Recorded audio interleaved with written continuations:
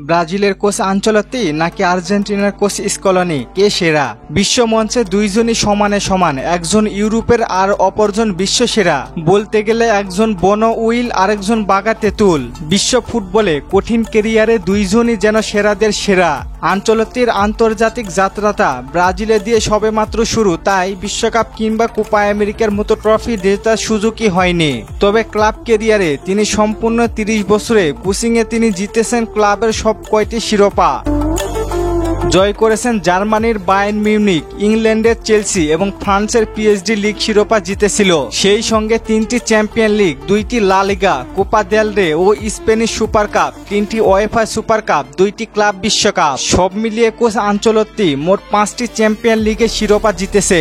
অপরদিকে অভিজ্ঞতা ও বয়স হিসেবে আনচেলত্তির চেয়ে এক যুগের বেশি ছোট হয়েও অর্জনের খাতায় কমতি নেই। কোচ স্কলনির আর্জেন্টিনা জাতীয় দলের হয়ে back to back Copa America, সেই সঙ্গে ফিনালিসিমা ট্রফি, এমনকি আর্জেন্টিনার দলের 36 বছর ধরে অপেক্ষায় থাকা সোনালী ট্রফি এসেছে তার হাত ধরেই।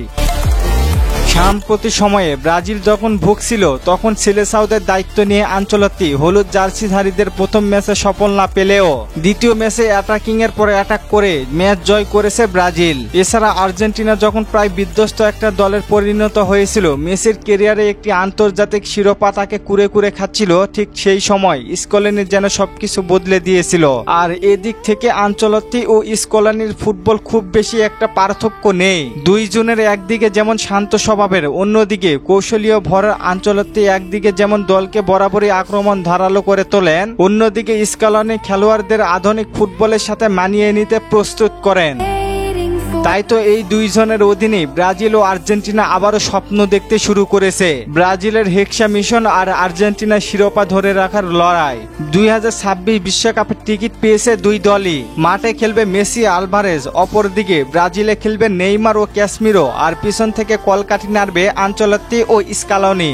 তাই 2026 বিশ্বকাপে ব্রাজিল ও আর্জেন্টিনার লড়াইগুলো জমজমাট হবে। কি মনে হয় আপনাদের, কোন দল বিশ্বকাপ জয় পেতে পারে? জানিয়ে দিন কমেন্ট করে।